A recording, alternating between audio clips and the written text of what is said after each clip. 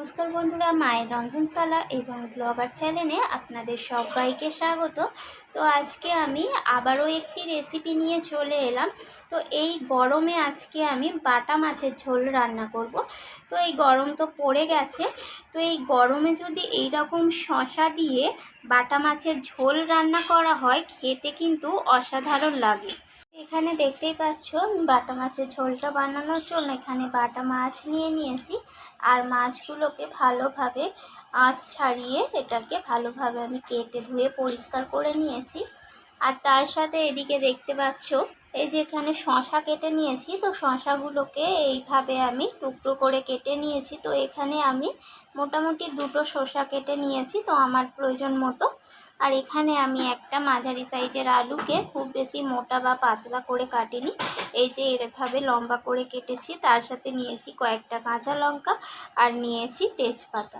তো চলুন এরপর কিভাবে আমি রান্নাটি করব সেটা দেখা যাক। আমি বাটা মাছগুলোকে ভালোভাবে লবণ আর হলুদ মাখিয়ে নেব। আর এইদিকে আমি উনুনের মধ্যে কড়াই বসিয়ে দিয়েছি। আর কড়াইটা এখানে গরম হয়ে গেছে। এখন আমি দিয়ে দিলাম সরষের তেল।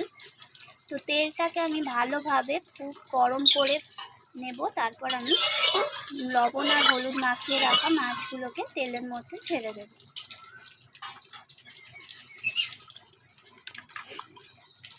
তো দেখুন এখানে তেলটা গরম হয়ে যাওয়ার পর খুব ভালোভাবে মাছগুলো দিয়ে দিচ্ছি একে একে। তো মাছগুলোকে আমি মাছের 2 পিস ভালোভাবে একটু লালচে করে ভেজে নেব। তো দেখুন এখানে আমার মাছের 2 পিস লাল লাল করে ভাজা হয়ে গেছে। মাছগুলোকে এখন আমি তেল থেকে তুলে নিচ্ছি। এরপর বাকি মাছগুলোকেও দিয়ে দেবো তেলের মধ্যে। তো এগুলোকেও একইভাবে লাল লাল করে ভেজে নেব। তো এই মাছগুলো আমার ভাজা হয়ে গেছে, আমি তুলে নিচ্ছি। এবার আমি ওই মাছ ভাজার তেলের মধ্যে দিয়ে দিলাম 1/2 চামচের মতো 5 ফোড়ন আর 2টো তেজপাতা। তো ফোড়নটা একটু নাড়াচাড়া করে নিলাম।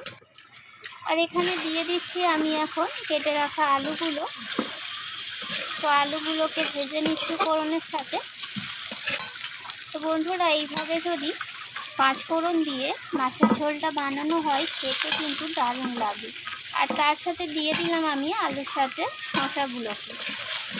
তো আলু আর শসা দুটোকেই নাড়াচাড়া করে আমি ভেজে নিচ্ছি।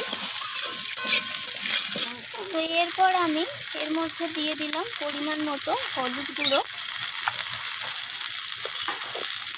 আর দিয়ে দেব একদম সামান্য পরিমাণ লাল লঙ্কার গুঁড়ো, যেহেতু এটা ঝাল হবে না। তো সেই কারণে একদম সামান্য পরিমাণই লাল লঙ্কার গুঁড়ো দিতে হবে। আর দিয়ে দিলাম পরিমাণ মতো জিরে গুঁড়ো।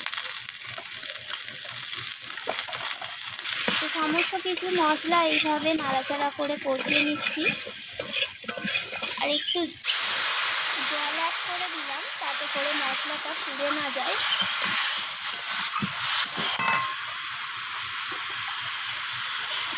এরপর দিয়ে দেবো এখানে আমি 1/2 চামচের মতো আদা বাটা।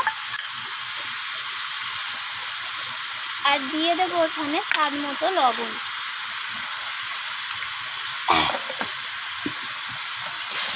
তো সমস্ত কিছুকে নাড়াচাড়া করে এইভাবে কষিয়ে নিচ্ছি।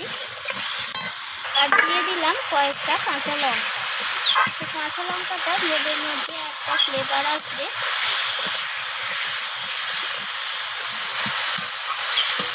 তো দেখুন এটা আমি ভালোভাবে কষিয়ে নিচ্ছি। আর কষাতে রঙটাও ভালো এসছে। তো এখানে আমার কষানো হয়ে গেছে। এখন আমি যেমন এখানে মাছের ঝোলটা আমার প্রয়োজন, যতটা গ্রেভি বা ঝোলের প্রয়োজন, সেই অনুযায়ী আমি এখানে জল অ্যাড করে দিলাম। এরপর এটাকে ঢাকা দিয়ে রান্না করে নেব সমস্ত কিছু সিদ্ধ হয়ে যাওয়া পর্যন্ত। তো দেখুন এখানে আমি ঢাকাটা সরিয়ে নিয়েছি। আর আলু শসা সমস্ত কিছু সিদ্ধ হয়ে গেছে। এখন আমি ভেজে রাখা বাটা মাছগুলোকে ঝোলের মধ্যে ঢেলে দেব। তো দিয়ে আমি এখানে 5 মিনিটের মতো একটু ঝোলটাকে ফুটিয়ে নেব। তারপরেই একদম তৈরি হয়ে যাবে শসা আলু দিয়ে বাটা মাছের ঝোল। তো দেখুন এখানে তৈরি হয়ে গেল শসা আর আলু দিয়ে বাটা মাছের ঝোল। তো দেখুন তরকারিটা কতটা দারুণ হয়েছে। আর এই রকম গরমের সময় কিন্তু শসা দিয়ে মাছের ঝোল বানানো কিন্তু দারুণ লাগে খেতে, আর শরীরের পক্ষেও খাওয়া ভালো। তো রেসিপিটি কেমন লাগলো অবশ্যই আমাকে জানাবেন, আর ভালো লাগলে লাইক শেয়ার করতে ভুলবেন না। তো আমার চ্যানেলটিকে সাবস্ক্রাইব করে দেওয়ার অনুরোধ রইল।